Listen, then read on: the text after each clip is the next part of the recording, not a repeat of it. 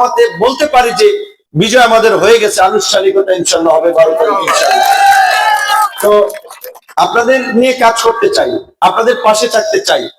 ওয়াজ মাহফিলে যেমন আমি গিয়েছি, আপনারাও আজকে যারা এই আপনার গেদু সাহেব ভক্তবিন্দু আছেন, যারা এই ধরনের উরুস মাহফিল অনুষ্ঠান করেন, তাদের পাশেও থাকাটা আমার দায়িত্ব এবং কর্তব্য। যেই কারণে ওয়াজ মাহফিলে যাই, ধর্মীয় অন্যান্য মিলাদ মাহফিল অনুষ্ঠানে যাই, আপনাদের এখানে এসেছি।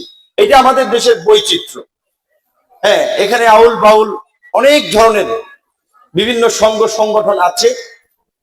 প্রত্যেক মানুষের এবং কমিউনিটির স্বাধীনতা আছে কথা বলার, অনুষ্ঠান করার, কাউকে বাধা দেওয়ার, গায়ের জোরে কারো উপরে হামলা করার, অনুষ্ঠান ভণ্ডুল করার এই ধরনের ঔদ্ধত্য আমরা দেখাবো না।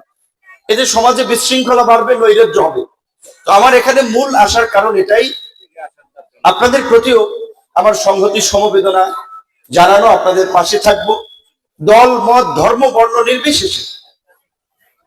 গলাচিপা 10 মিনার হিন্দু মানুষরা আপনারা জানেন, এই অঞ্চলে হিন্দু কম, একটু নিরিবিলি থাকে, ব্যবসা বাণিজ্যটা নিরাপদ থাকে।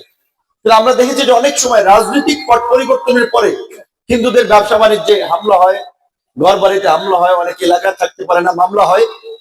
5ই আগস্টের পরে গলাচিপার ব্যবসায়ী বেশি হিন্দু, তাদেরকে দেখা সাক্ষাৎ করে বলেছিলাম যে ধর্মীয় পরিচয়ের কারণে কিংবা কোনো হিন্দু সম্প্রদায়ের লোক আক্রান্ত হলে আমাকে জানাবেন।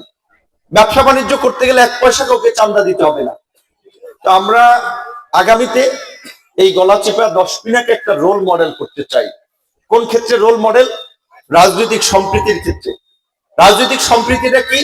এইরকম একটা অনুষ্ঠান হবে, এখানে বিএনপির লোক আসবে, গণ অধিকারের লোক আসবে, আওয়ামী লীগের লোক আসবে, জামাতের লোক আসবে, ইসলামের লোক, যে যে দল করুক, এই ধরনের সার্বজনীন সামাজিক অনুষ্ঠানে সবাই আসবে, দেখা হবে, কুশল বিনিময় হবে। রাজনৈতিক মতের কারণে কারো উপরে কেউ হামলা করবে না, মামলা করবে না, কাউকে হয়রানি করবে না, জুলুম করবে না কারোর সাথে। এই ধরনের একটা ন্যায় এবং ইনসাফের সমাজ আমরা কায়েম করতে চাই।